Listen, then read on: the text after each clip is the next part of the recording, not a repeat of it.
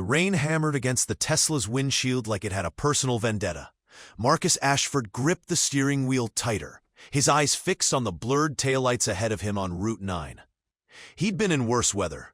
Hell, he'd been in worse situations, period. Closed a $300 million acquisition in a hurricane once. Fired half his executive team over a Zoom call at 2 a.m. Weather was nothing. But tonight felt different. Maybe it was the argument with Victoria that wouldn't leave his head. Or the voicemail from his attorney, marked urgent, that he'd been too proud to listen to. Or maybe it was the way that black BMW had been following him since he left the office, matching his speed, maintaining perfect distance. Marcus didn't believe in paranoia. He believed in preparation. And right now, every instinct he'd honed over 43 years in the cutthroat world of venture capital was screaming that something was wrong. The BMW accelerated. Marcus saw it happen in slow motion, the way his brain registered the shift before his body could react. The vehicle surged toward him from the left lane, and for a moment, Marcus did something he never did. He hesitated. Just a fraction of a second. That hesitation cost him everything. The impact was catastrophic. The Tesla spun like a toy, metal screaming against metal, glass exploding into 1,000 diamonds that caught the streetlight before the darkness swallowed them. Marcus felt his spine compress, heard something pop that shouldn't pop, and then nothing but pain and the sound of rain on twisted metal. 3 days later, Dr. Sarah Chen sat across from Marcus in the sterile hospital room, her expression carefully neutral, in a way that told him everything he needed to know. She'd done this before, breaking bad news to powerful men who weren't used to hearing the word no. Your spinal cord sustained significant trauma at the T10 vertebra, she said, speaking slowly as if Marcus were a child. We've done everything we can surgically. The next phase is rehabilitation and adaptation. Adaptation, Marcus repeated. His voice sounded wrong to his own ears, rougher, weaker. You mean learning to live like this? You have mobility in your upper body, full use of your arms and hands. Many people in your situation, my situation, Marcus closed his eyes. My situation is that I'm a 43-year-old man who just lost the ability to walk. Don't tell me about adaptation, Dr. Chen. Tell me about recovery. Tell me there's a timeline, a treatment, a possibility that this is temporary. The look she gave him was almost pitiful. I'm sorry, Mr. Ashford. The damage is permanent. By the time Detective Raymond Walsh showed up at his hospital room, Marcus had already started making calls. His attorney, James Crawford, was the first, before he'd even fully processed what the doctor said. They're calling it an accident, James had said, his voice tight. Single vehicle collision. Weather conditions. You were speeding. I wasn't speeding. That's what your phone records show, though. And the other vehicle left the scene, so there's no... What other vehicle? A pause. The kind of pause that meant his attorney knew something. We need to talk in person, James had said, not over the phone. Now Detective Walsh stood in the doorway with a notebook and a sympathetic expression Marcus was already getting tired of seeing. Mr. Ashford, I won't take much of your time. I know you've been through an ordeal. An ordeal, Marcus repeated. He was starting to hate euphemisms. You mean someone put me in this bed? Walsh's eyebrows rose slightly. What makes you say that? Because I know how to drive. I've been doing it for 25 years without wrapping myself around a telephone pole, and because someone was following me. Witnesses report seeing a second vehicle leaving the scene, Walsh said carefully, consulting his notebook. We're investigating that angle, but right now, we're also looking at whether you might have been going too fast for conditions. I wasn't speeding. Your vehicle's black box disagrees with you. That's when Marcus knew something was seriously wrong.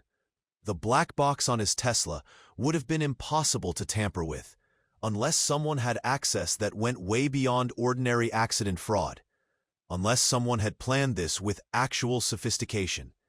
After Walsh left, Marcus lay in the darkness and did something he rarely allowed himself to do.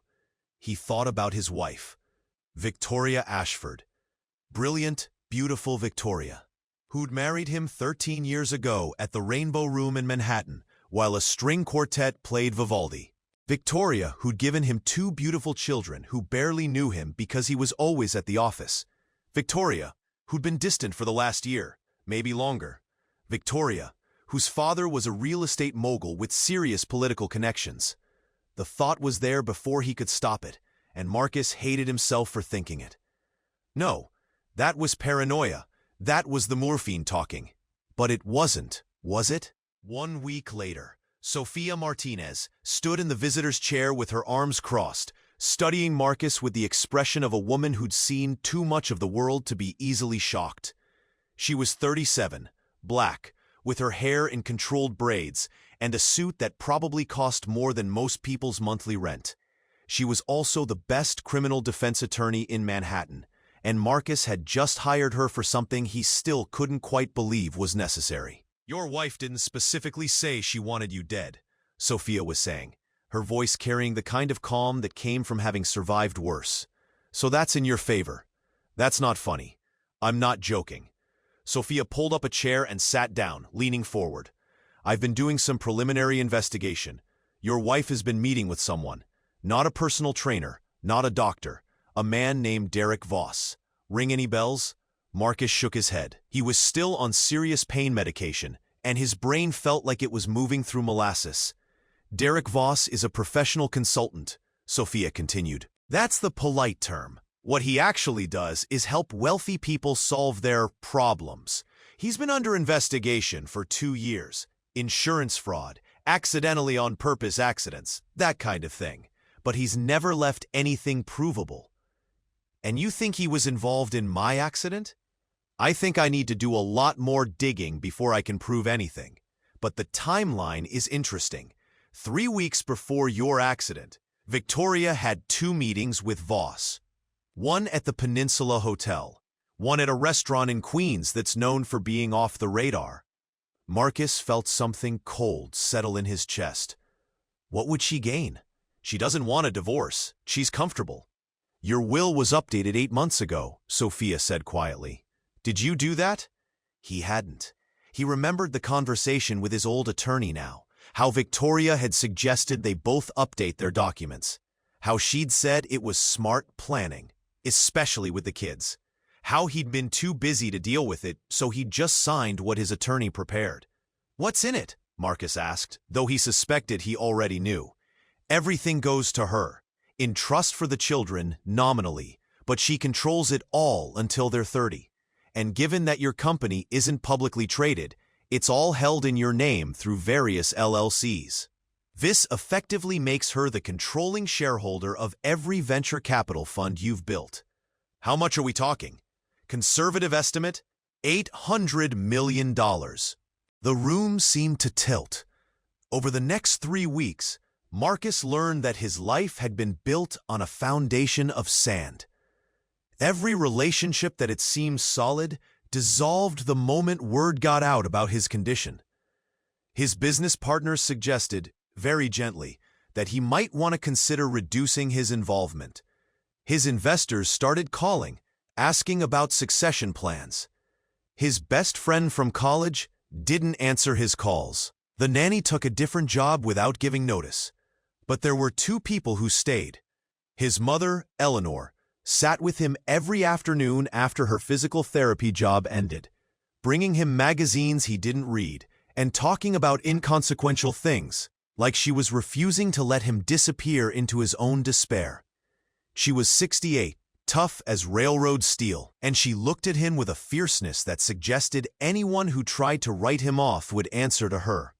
His sister, Kate, was younger by 5 years and worked as a prosecutor in Brooklyn. She started asking questions in a way that suggested her prosecutorial instincts were activated. "Sofia's having trouble getting the full accident report," Kate said one evening, sitting on the edge of his bed.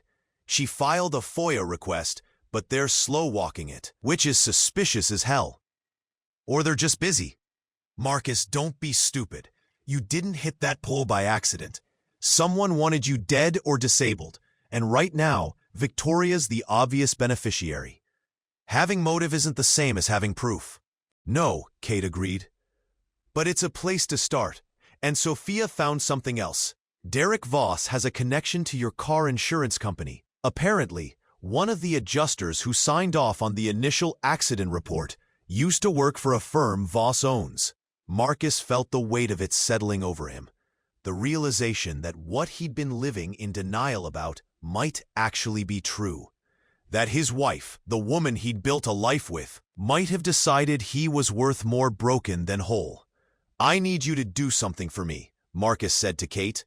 "I need you to help Sophia dig. I need you to treat this like one of your cases, because if Victoria did this, if Victoria actually orchestrated this, I need to know. Not for revenge, for survival." Kate reached over and squeezed his hand. "I'm already on it, brother." 2 months later, the investigation moved like a glacier, slow, grinding, inexorable. Sophia built her case brick by brick, following money trails that led through shell companies, identifying phone records that showed regular contact between Victoria and Derek Voss, finding a receipt from a suburban hotel that showed they'd taken a suite together for one night. But it wasn't enough, not yet. "We need something more direct," Sophia said, tapping her pen against her legal pad. She was in Marcus's apartment now, the penthouse on the Upper West Side that had always felt too empty and suddenly felt like a prison. "Right now, we have circumstantial evidence, motive, opportunity, suspicious connections. A good defense attorney, and Victoria will have the best, will argue that none of this proves anything about the accident specifically." "What about the black box?" Marcus asked. "You said it was tampered with." "It was, but Voss is good. He covered his tracks. The technician who did the work died in a motorcycle accident 6 weeks ago. Hit and run, no witnesses." Marcus felt something cold spike through him. He's eliminating loose ends. Possibly. Or that's coincidence. "But I'm going to be honest with you. We need something we don't have right now. We need a direct connection between someone in Victoria's orbit and the actual execution of the accident." It was Kate who found it. She called Sophia and Marcus at 11 p.m. on a Tuesday, her voice tight with the kind of energy that came from finding something big. "The hotel," she said without preamble. "The Peninsula. Victoria and Voss met there, right?" "Yes," Sophia confirmed. "Room 1247. They were registered under fake names, but we got the credit card records." "The Peninsula has an old-school system," Kate said. "High-end boutique hotel. They keep hard copies of security footage on file for 7 years. I called in a favor with someone I know in the NYPD, someone who remembers when Victoria's father tried to push through a zoning variance that would have demolished a historic building in Red Hook. We got the footage pulled." "And?" Marcus heard himself ask. "And you're not going to like who showed up that afternoon." There was a pause while Kate pulled the file up, and Marcus held his breath. "It's your CFO," Kate said quietly. "David Chambers. He walked into that hotel at 2 p.m., had a 30-minute meeting with Voss in a conference room, and left with an envelope." The CFO. The man Marcus had brought into his company 5 years ago. The man he'd trusted with his financial structure. The man who'd been given access to every asset, every holding, every acquisition. "He was involved from the inside," Marcus whispered. "He helped plan it," Sophia corrected. "He probably knew exactly what your vehicle's security protocols were, what kind of modifications would work, how to make sure the black box would register false data." Marcus felt something crystallize in his chest. Not rage, though that would come later. Right now, it was clarity. Pure, cold clarity. "I want to recover everything," he said. "I want to know exactly how much they plan to take. I want to know if there were others involved, and I want to know what we need to do to build a case that will put every one of them away." Sophia and Kate exchanged a look. "It's going to be ugly," Sophia warned. "Victoria's going to hire the best attorneys. The investigation is going to be slow and public, and it's going to hurt." "I'm already hurt," Marcus said. "I'm already destroyed. Might as well make sure they don't get away with it." 6 months later, the investigation had become its own kind of cage. Every day brought new documents, new connections, new evidence of just how thoroughly his life had been mapped out for exploitation. Sophia had brought in forensic accountants who discovered that David Chambers had been slowly shifting assets into accounts controlled by Victoria. Not in huge chunks that would trigger alerts, but methodically, over 18 months. By the time of the accident, nearly $200 million had already been moved. The detective that Kate had connected Sophia with, Detective Chris Morrison, a woman with 20 years of major crimes experience, had started building a case around Derek Voss and the network of people he employed. What emerged was darker than anyone had anticipated. Voss wasn't just a fixer for wealthy people having affairs or needing to disappear problems. He was part of an organized criminal enterprise that specialized in very specific, very high-value targets. He identified situations where someone had significant wealth but complicated family situations. He positioned himself as a consultant, and then he helped orchestrate situations that allowed family members to accelerate inheritance timelines. Sometimes that meant accidents. Sometimes it meant murders made to look like accidents.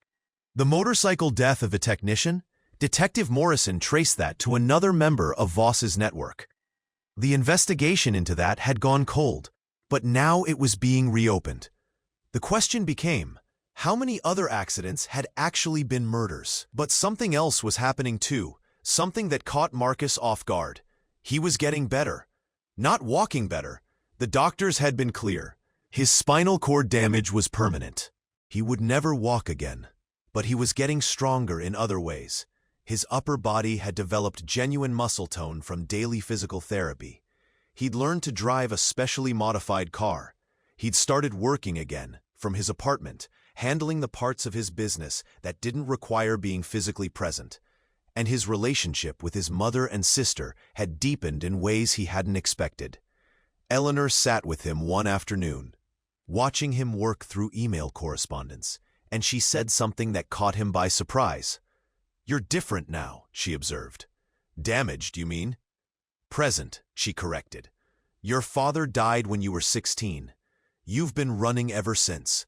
Running from the grief, from the loss, into work, into acquisition, into the idea that enough money and enough success would make the pain disappear. The accident took away your ability to run." Marcus didn't respond. But he didn't argue either. "That's not entirely a bad thing," Eleanor continued, "even though I know it feels that way right now." Kate had moved in part-time, essentially making his apartment her secondary residence while she worked the case with Sophia. The three of them had developed a rhythm: work during the day, debrief in the evening, strategize before bed. It was Kate who realized the problem. "We can prove Victoria and Chambers and Voss wanted you incapacitated," she said one evening in early November. "But proving they actually organized the accident is harder.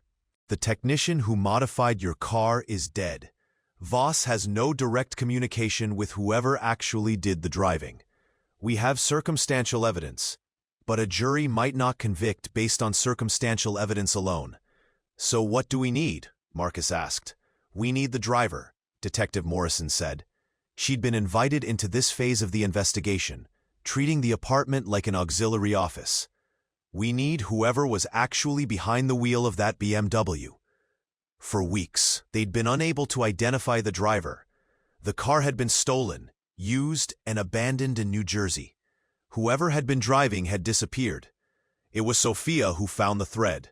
She'd been reviewing security footage from various traffic cameras near the accident location, and she noticed something: a pattern. 6 months before the accident, a man matching a certain description had appeared in footage near several locations associated with David Chambers. The DMV photo ID, when they finally tracked it down, showed a man named Thomas Reeves. Thomas Reeves didn't have much of a history. Small-time stuff, assault charges that were dropped, weapons violations that somehow got reduced. The kind of record that belonged to someone who had a very good attorney making problems disappear. The kind of record that belonged to someone who worked for Derek Voss. "He's in Canada," Detective Morrison reported back one cold morning in late November. "Winnipeg, of all places. He's been there for 4 months under a different name. but the facial recognition flagged him. "Can we extradite?" Marcus asked. "Not without charges," Sophia said. "But we're working on it. We've got enough to bring him in for questioning, if we can get cooperation from the Canadian authorities." Marcus heard himself ask the question before he fully thought it through. What happens when he gets arrested? Sophia looked at him carefully. He'll probably flip. Guys like Reeves, they're contractors. They're not loyal to ideology or friendship. Once he knows he's going down for attempted murder or vehicular assault or whatever we can make stick, he'll trade testimony for a lighter sentence. So, Victoria goes to prison. Chambers goes to prison. Voss goes to prison. Probably, Sophia confirmed.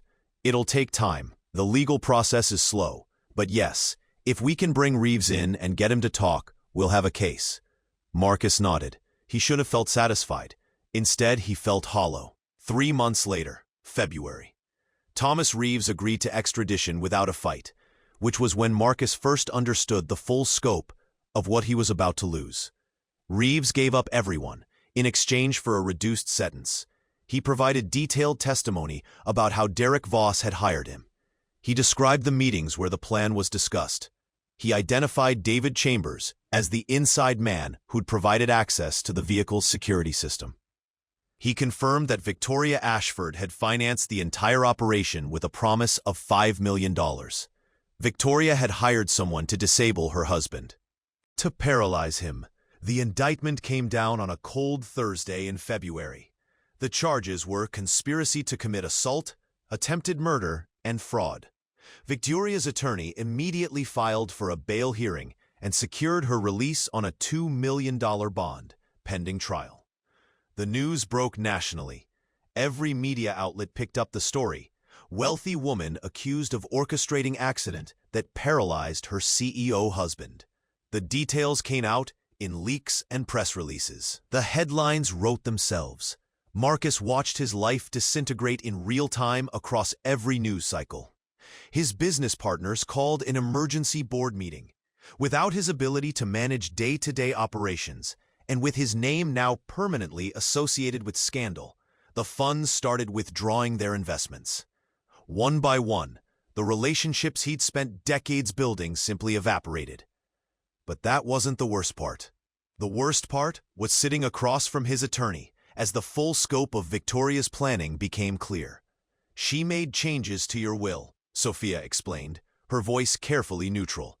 "8 months ago, but here's the thing. You changed it back." "I did? You have no memory of it?" Marcus shook his head slowly. "I was traveling that month, 3 weeks in Asia." Sophia handed him a document. "Your signature's on it, witnessed and notarized. But Marcus, I don't think you signed it." The forgery was good, really good. It was his signature, but not quite. It was like looking at someone's face through a funhouse mirror. Everything was almost right, just slightly off. "She forged my signature?" Marcus heard himself ask, though the answer was obvious. "She tried to ensure that regardless of what happened, regardless of whether you died or lived, whether you recovered or didn't, she'd have control over your assets. And then when you survived the accident, she had this backup plan already in place. She just needed time." Marcus put his head in his hands. What had he missed? How had he been so blind to who his wife actually was?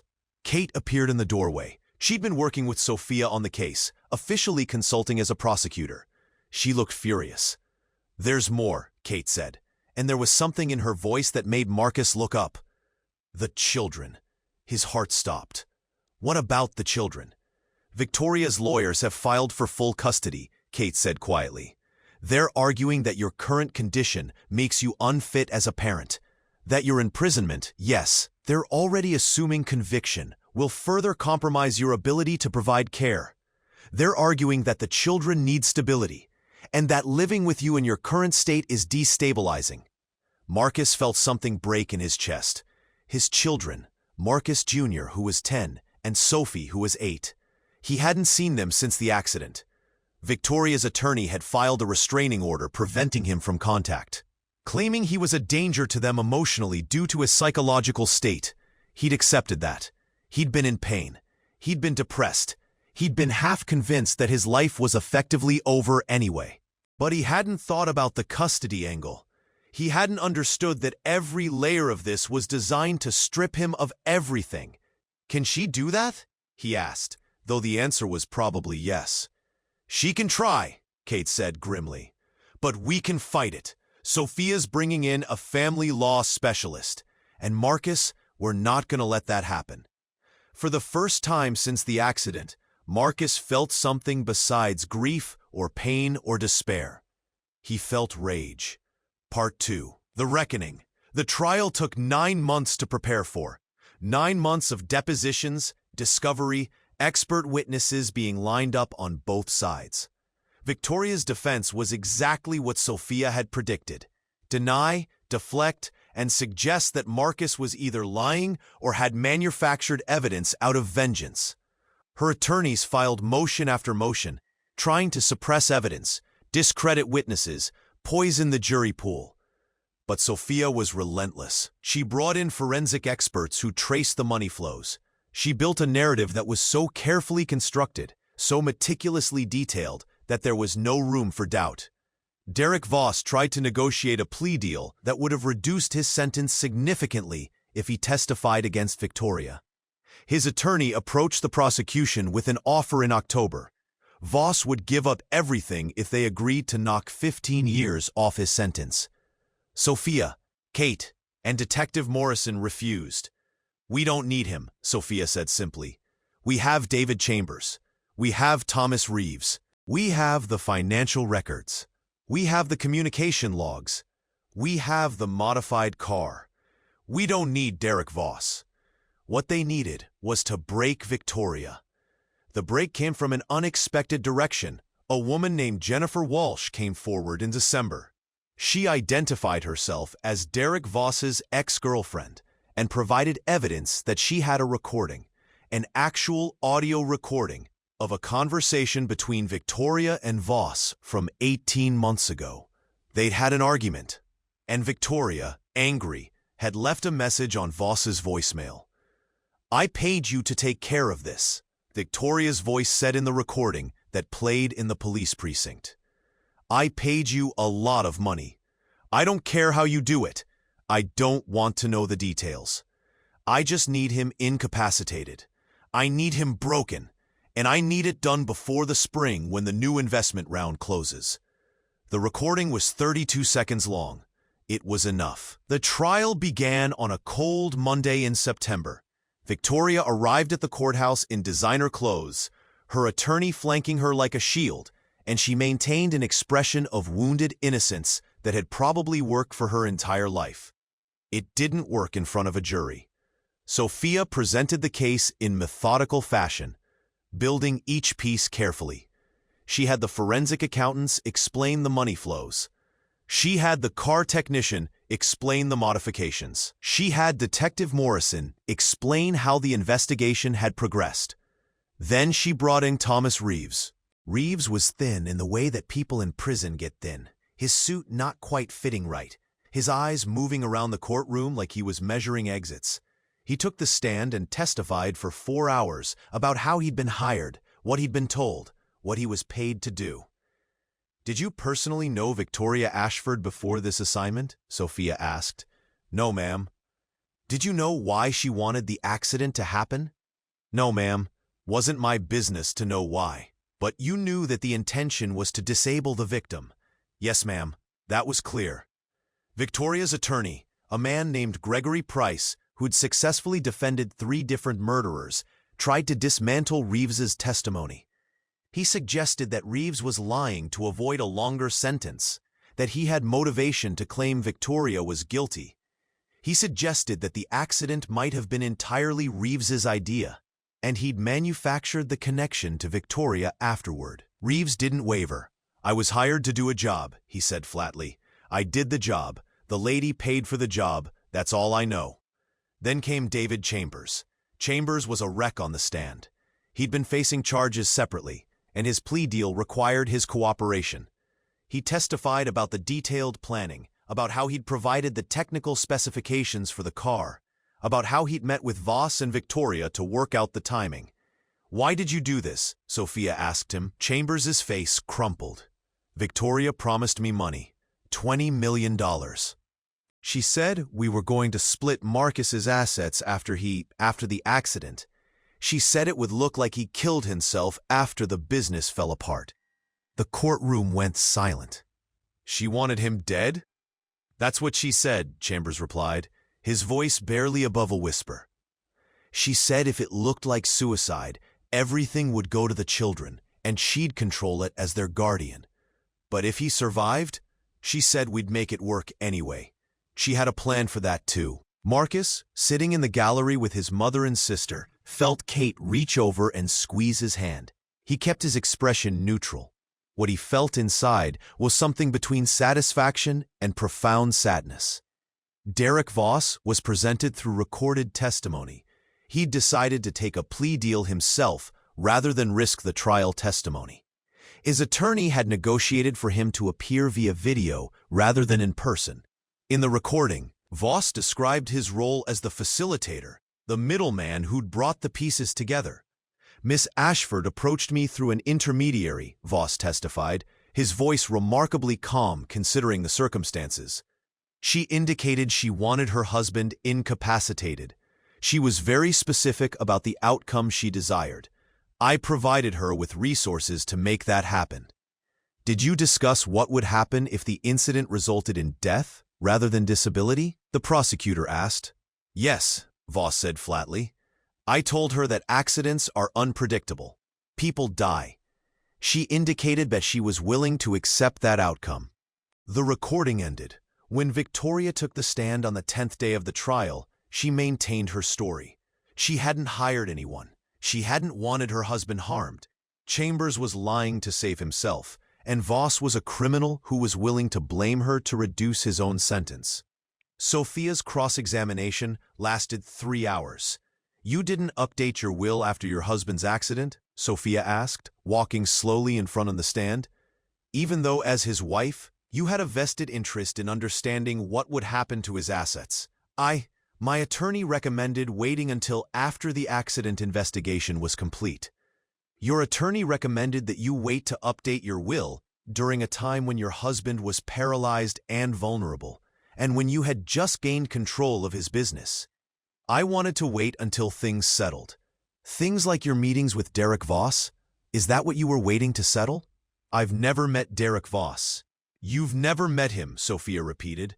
And yet there are photographs of you entering a hotel where Mr. Voss was meeting with David Chambers.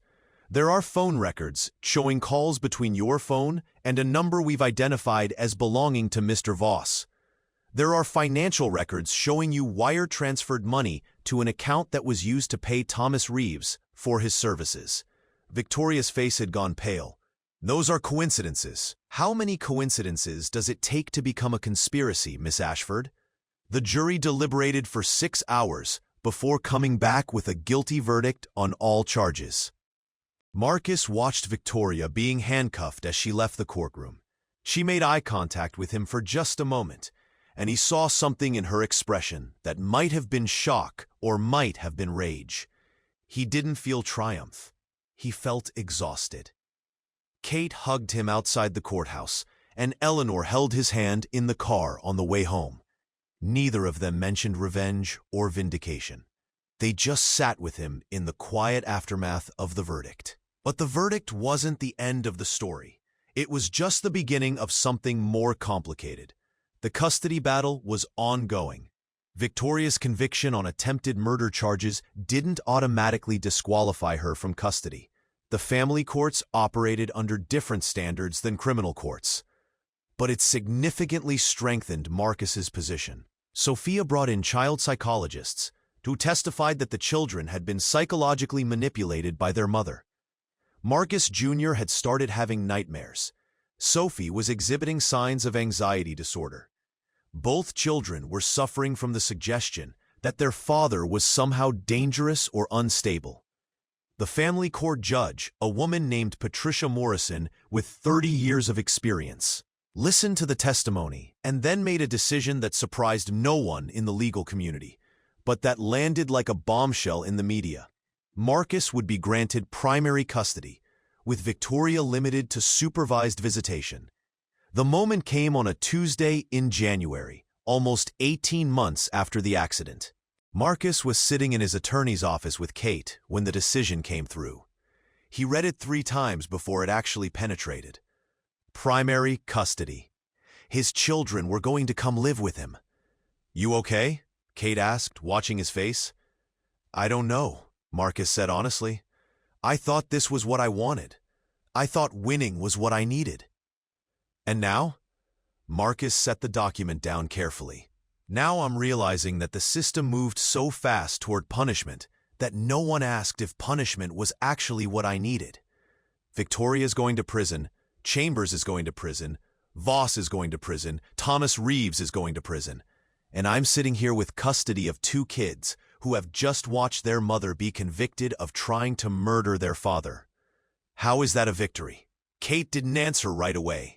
She was quiet for a long time. "It's a beginning," she said finally. "Not an ending, a beginning." Part 3, Reconstruction. Getting Marcus Jr. and Sophie to move in was harder than the court battle. They arrived on a Friday afternoon with a nanny that Victoria's attorney had insisted on, a woman named Patricia who was technically Marcus's employee, but who had loyalties that were unclear. Kate immediately started working on a strategy to replace her. "We can't force her out," Kate explained to Marcus, "but we can make it clear that you're the authority in this household now, that you're going to be involved in every decision about the children's care." Marcus Jr. was awkward in a way that suggested he wasn't sure how to act around his father anymore. Sophie clung to the nanny rather than Marcus, which stung more than Marcus wanted to admit. "They've been told stories about me," Marcus said to Eleanor that evening after the children had gone to bed. "Victoria told them that I was dangerous, that the accident was my fault somehow, that I'm broken." "Then we show them the truth," Eleanor said simply. "We show them that you're their father, and you love them, and you're not broken. You're just different." The first breakthrough came accidentally. Marcus Jr. was sitting in Marcus's office, sullen and withdrawn, when he noticed the wheeled desk chair. He asked, without thinking, if he could try the modified controls that Marcus's physical therapist had helped him adapt. "Sure," Marcus said, showing him how the joystick worked, how sensitive the movement was, how it took real skill to operate smoothly.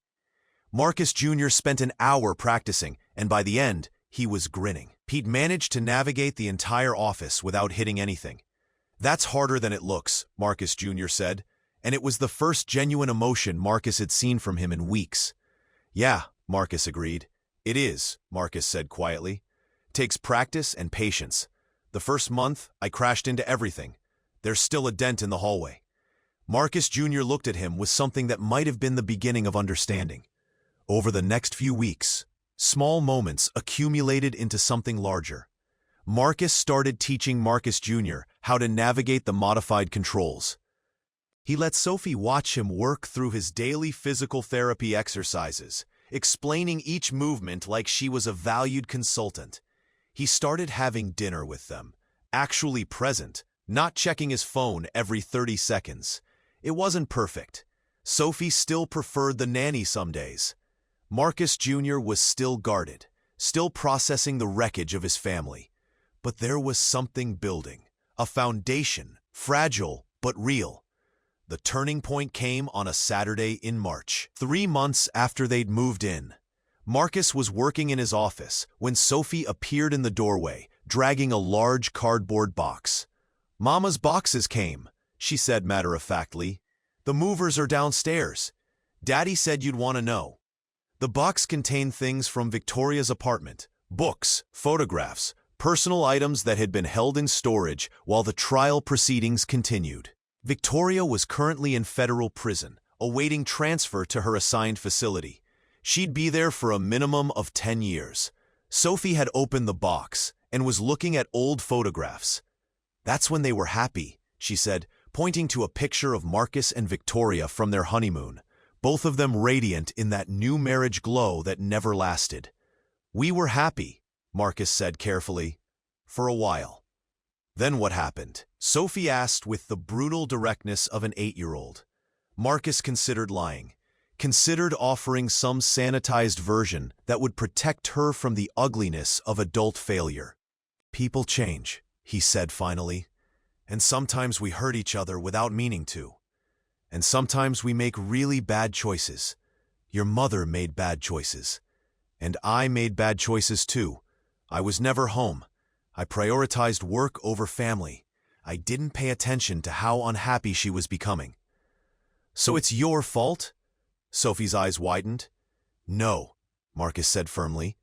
But I'm responsible for my part of it. And I'm never doing that again. I'm never letting my business be more important than you and your brother. Sophie processed this. Then she climbed onto his lap, carefully, mindfully of his paralyzed legs, and she hugged him. I don't want Mama to be in prison, Sophie said quietly. I know, baby, neither do I. But she made choices that led there. Are you mad at her? Marcus thought about this question. Was he angry? He'd been angry for months. He'd channeled that anger into the case, into making sure Victoria was held accountable, into the satisfaction of watching her convicted. But somewhere along the way, the anger had transformed into something else. Not forgiveness exactly, but acceptance of a terrible reality. The woman he'd married had become someone capable of orchestrating his destruction. And rather than examining why, rather than asking hard questions about what he'd done to push her there, he'd chosen the path of vengeance. I'm sad, he told Sophie. I'm sad that your mother did something so terrible. I'm sad that she's going to spend years in prison. I'm sad that you and your brother have to live with this. But I'm not going to be angry forever. I can't. It doesn't help anyone. Sophie nodded as if this made perfect sense. Then she asked, Can we get ice cream?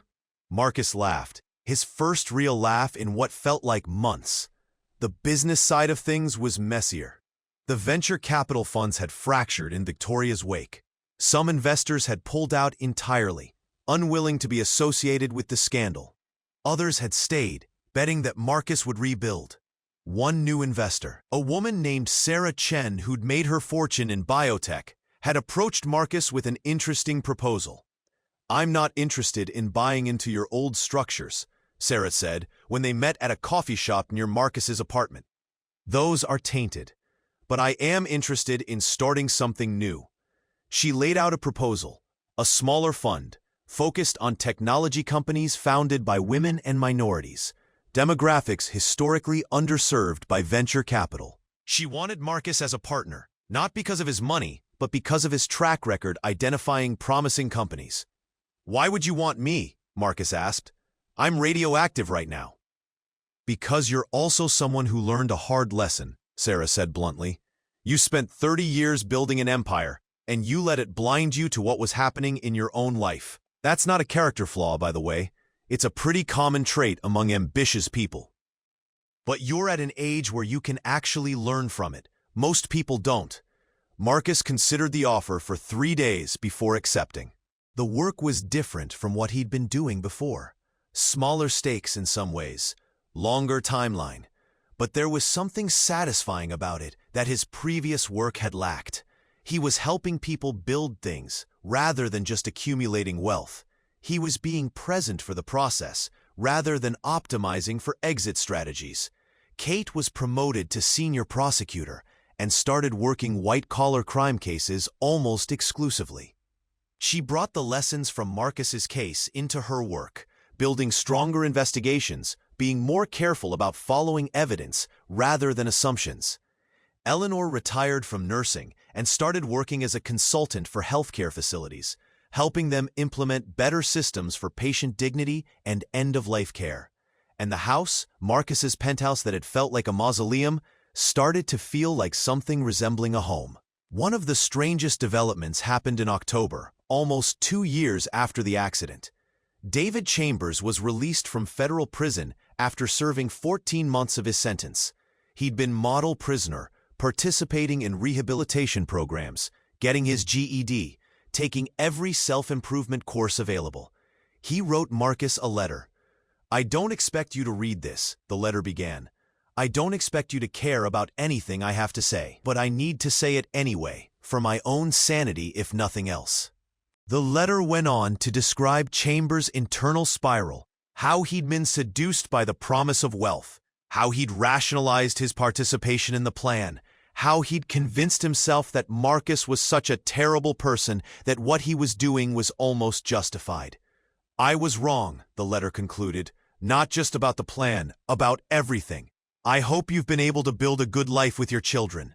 I'm going to try to rebuild mine. I don't expect your forgiveness.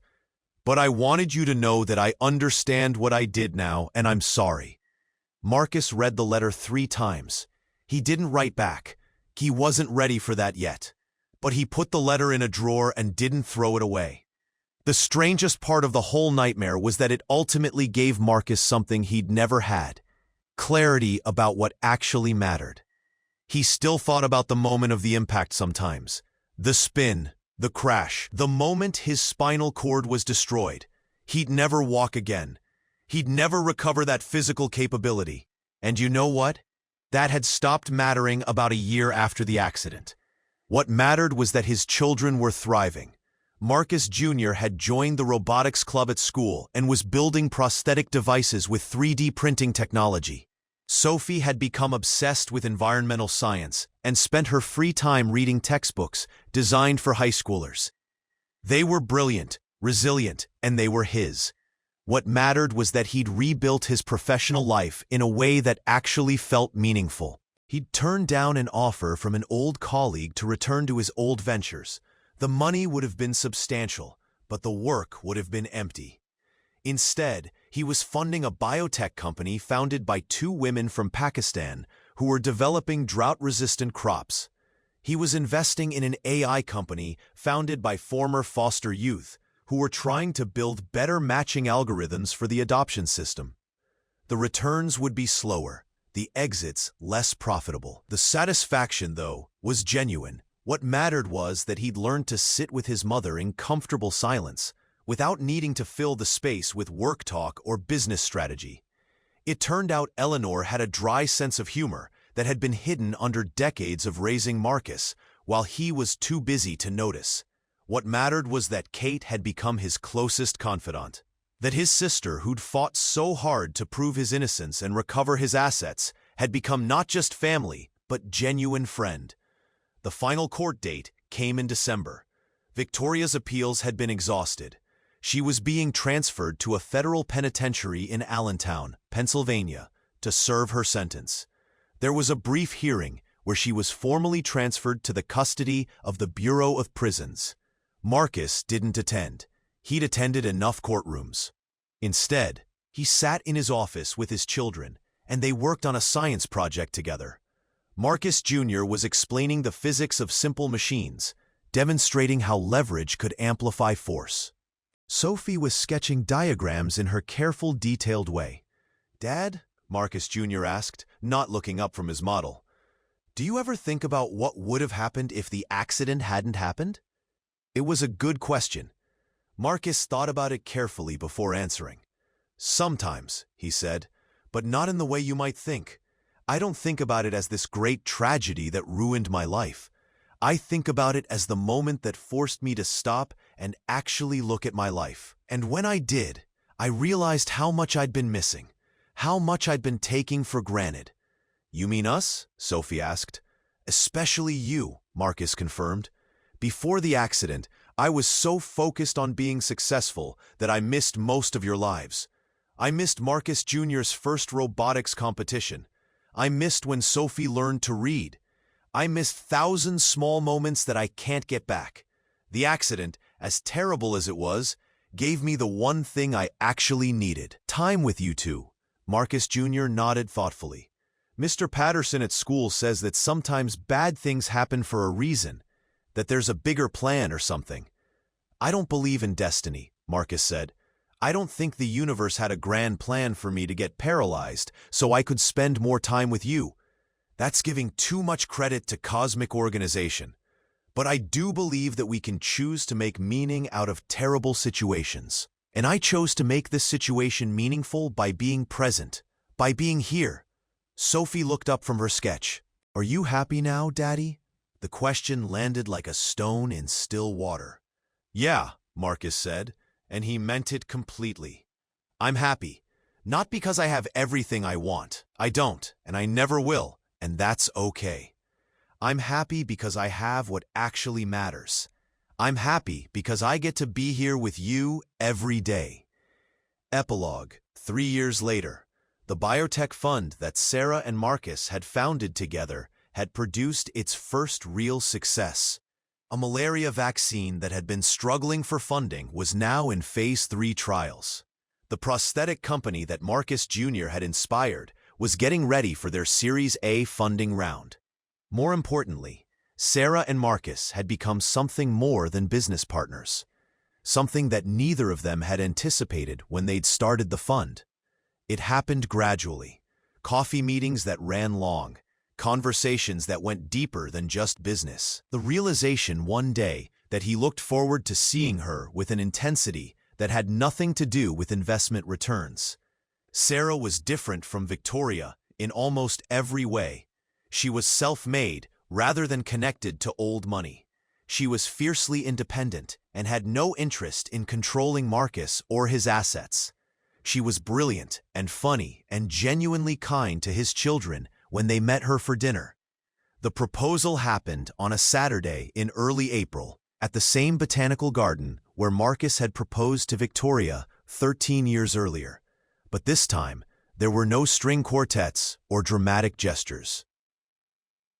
Just Marcus in his wheelchair holding a ring that Sarah had actually picked out herself, asking her if she wanted to build a life with him. She said yes without hesitation. Eleanor cried. Kate hugged them both. Marcus Jr. announced that he wanted to be a groomsman. Sophie declared she would be a bridesmaid, but only if she could wear non-traditional colors. The wedding was small, just close family and a few close friends. Sarah's parents flew in from California. Eleanor stood with Marcus. Kate stood with Sarah. The judge who'd presided over the custody hearing came as a guest, and in the middle of the ceremony, as they were exchanging vows, Sophie whispered something to Marcus that made him look down at her where she was standing beside him in her emerald green dress. "This is better than before," Sophie said simply. "You're actually here this time." Marcus felt something crystallize in his chest, not the sharp pain of before, but something warm and solid and real. He kissed Sophie's forehead and then looked at Sarah with an expression that probably contained more raw truth than he'd ever allowed anyone to see. "Yeah," he said to his daughter, "it really is." On a Tuesday morning in May, Marcus received a letter from the federal penitentiary in Allentown. He almost didn't open it, then decided that running from his past, from any part of his past, was the opposite of what he'd learned to do. The letter was from Victoria. "I hope you're living well," it began. "I heard through my attorney that you're engaged. I'm glad. I mean that. I spent so much energy trying to destroy you that I never actually looked at what I was trying to save."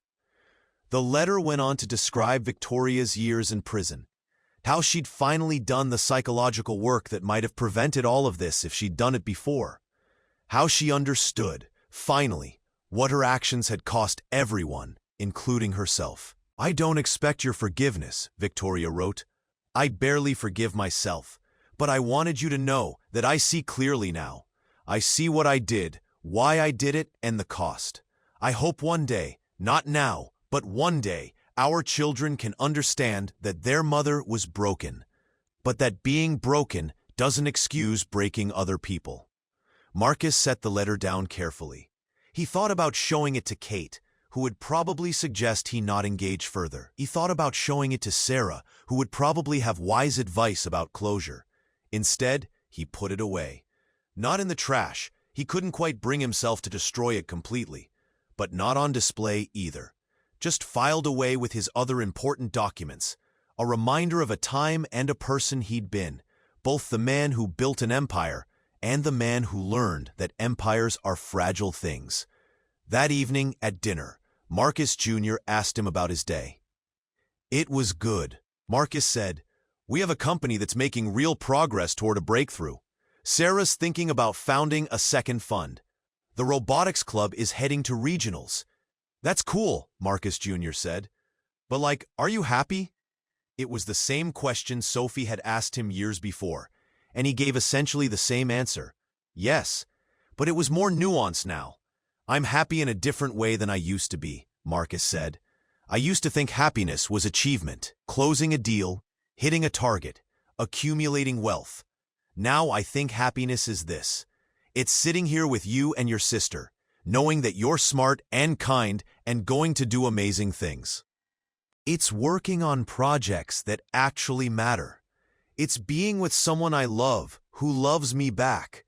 It's having people in my life who chose to stay when everything fell apart. That's pretty cool, Marcus Jr. said thoughtfully, even though you're in a wheelchair? Especially because I'm in a wheelchair, Marcus said, because it forced me to pay attention. It took away my ability to run from things, so I had to face them. And what I found when I stopped running was actually pretty great. Sophie, who'd been drawing on her napkin, looked up. Are you writing a book or something? You sound like a self-help guru. Marcus laughed. Fair point. Let me rephrase. Life is weird. I'm weird, but it worked out okay. Much better, Sophie nodded approvingly. 3 years later, the nonprofit foundation had grown beyond what Marcus had anticipated. What started as a small initiative to fund medical research had expanded into a full-scale operation with offices across 3 continents. Sarah had become its co-director, and together they'd managed to secure funding for dozens of promising projects. Eleanor came by the office one afternoon with lunch, something she'd taken to doing every Friday. She settled into the chair across from Marcus's desk with the ease of someone who'd become comfortable in this space. The malaria vaccine is moving into phase 3 trials, Eleanor said, unpacking containers of food. I saw it in the medical journal your office gets.